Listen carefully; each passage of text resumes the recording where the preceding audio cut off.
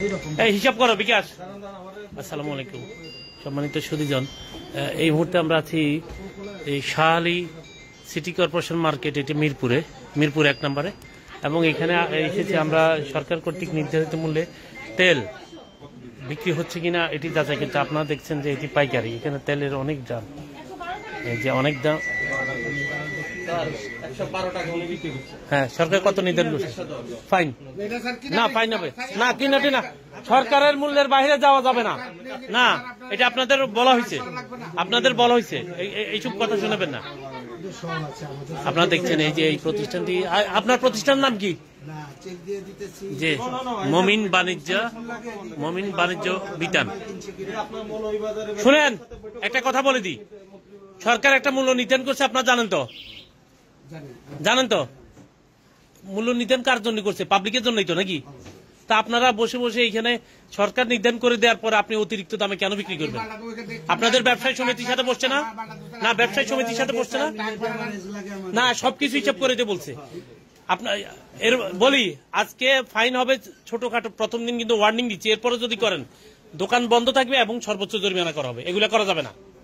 একজন দুইজন করেন, আপনি 1 টাকা 2 টাকা বাড়ান, বাইরে গেলে সবাই গিয়ে আরো বাড়াই দেবে 10-20 টাকা। নো, হবে না, এটা বারবার বলা হয়েছে না, এটা হবে না।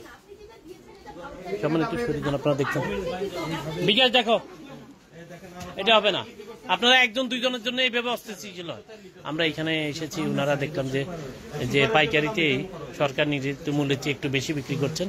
তা আমরা আসলে পাইকারি পর্যায়ে তদারকি কাজ শুরু করেছি, এবং এভাবে আমরা বারবার বলার পরও যে ব্যবসায়ীদের সহযোগিতা সবসময় জনগণের জন্য এটি মানে যে জনগণের অধিকার প্রতিষ্ঠার ক্ষেত্রে কাজ করতে পারবে।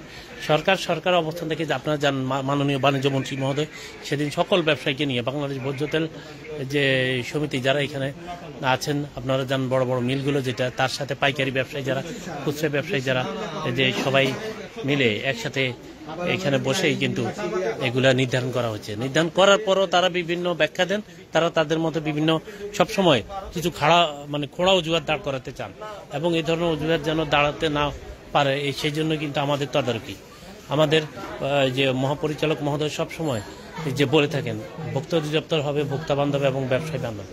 ভোক্তা বান্ধব এবং ব্যবসায়ী বান্ধব, এই ব্যবসায়ী বান্ধব কথাটার ক্ষেত্রে অনেকে অনেক সময় জিজ্ঞাসা করেন, ভোক্তা অধিদপ্তর আবার ব্যবসায়ী বান্ধব হবে কিভাবে? ব্যবসায়ী বান্ধব এই অর্থে যে ব্যবসায়ীরা ভোক্তাগণের অধিকার নিশ্চিত করার জন্য তারা ব্যবসার যেই নিয়ম কানুন বা ব্যবসার যে আচার সেগুলো পরিপালন করবেন, এবং এই পরিপালনের ক্ষেত্রে আমরা দেখি প্রতিপালনে তারা অনেক ক্ষেত্রে কিন্তু যে গাফিলতি দেখা যায়। এই প্রতিষ্ঠান দিক থেকে আজকে আপনারা দেখছেন আমার সহকর্মী বিকাশ এবং রজিনা আছেন। এইখানে কোনো অপব্যাখ্যা নাই, মূল্য ঠিক করা আছে। আপনারা হ্যাঁ, এবারে কিন্তু দিলাম না, এটা দেয়া না, কিন্তু আজকে ওয়ার্নিং দিয়ে গেলাম। এরপর যদি আমরা কিন্তু আমাদের তো সোর্স থাকে তো, আপনার যদি বেশি দাম এরপরে নেন বন্ধ করে দিব, এই অস্থির করা যাবে না।